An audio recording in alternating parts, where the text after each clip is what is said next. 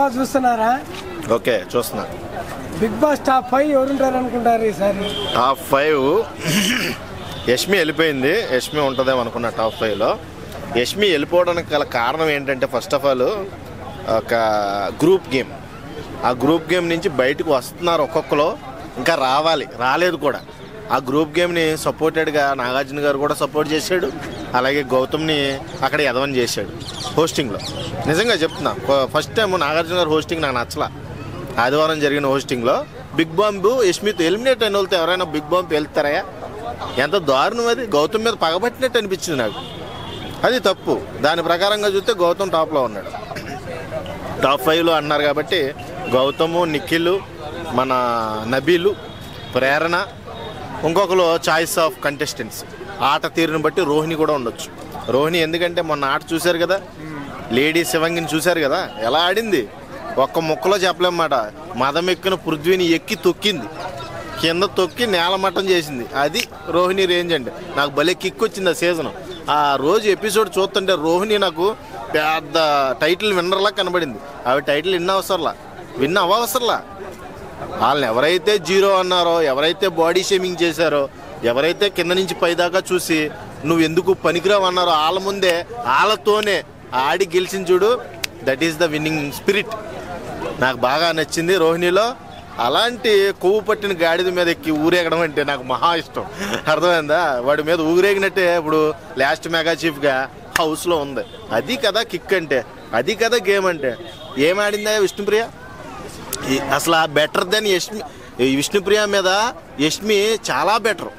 యష్మికి option లేదు, అందుకే eliminate అయ్యింది. అర్థమైందా? పృథ్వీ అయినా నేను హ్యాపీగా ఫీల్ అయ్యేవాడిని. చెప్తున్నాను కదా, యష్మికి ఆ ఆప్షన్ లేదు. అంత దరిద్రమైన గేమ్ ఆడేది హౌస్లో ఎవరైనా ఉన్నారంటే విష్ణుప్రియ. విష్ణుప్రియ నామినేషన్లో లేదు. వచ్చిన వాళ్ళందరూ ఎక్స్ హౌస్మేట్స్ అందరూ కూడా ఈ గ్రూప్నే టార్గెట్ చేశారు. అఫ్కోర్స్ వాళ్ళు కూడా చేసే మిస్టేక్ని ఎంచి చూపించారనుకో.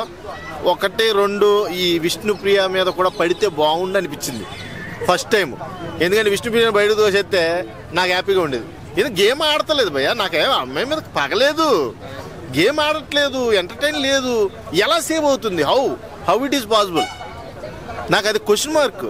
అసలు విష్ణుప్రియ అనే వ్యక్తి ఎలా సేవ్ అవుతుంది? గేమ్ ఆడితే నేను యాక్సెప్ట్ చేసేవాడిని. గేమ్ లేదు, ఒక ఇది లేదు, అసలు మంచి మాట తీరు కూడా లేదు, ఆ లవ్ ట్రాక్ కూడా వర్కౌట్ అవ్వలేదు. అలాంటి వాళ్ళు ఎలా సేవ్ అవుతున్నారు? ఇదంతా పిఆర్ బ్యాచ్ మహిమ. ఇదంతా ఒక రకంగా ఒక మొక్కలో చెప్పాలంటే పిఆర్ బ్యాచ్ సపోర్ట్ అని కూడా చెప్పొచ్చు. విన్నర్ ఇప్పుడు 3 మెంబర్స్లో ఉంది. Nikhil and Gautam and Nabeel. వీళ్ళ చుట్టూరే తిరుగుద్ది. మధ్యలో ప్రేరణ యాడ్ అవుద్ది ఖచ్చితంగా. ప్రేరణ కూడా ఖచ్చితంగా గెలవాలి అని స్పిరిట్తోనే కనబడుతుంది. కానీ కొన్ని మార్చుకోవాల్సిన పనులు కూడా ఉన్నాయి. మాట తీరు, ఆట తీరు, కొంచెం గేమ్ పరంగా కొన్ని మార్చుకోగలిగితే ఖచ్చితంగా విన్నింగ్ స్పిరిట్ అయితే ప్రేరణకు ఉంది.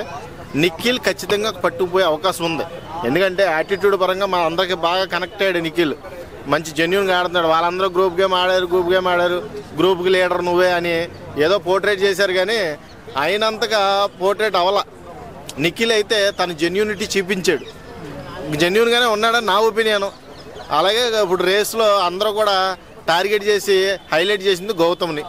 గౌతమ్ కూడా రేస్లో ఉన్నాడు. వీళ్ళిద్దరిలో ఎవరైతే ఒకళ్ళు అయితే విన్నింగ్ స్పిరిట్ ఉంది, విన్నే అవకాశం ఉంది.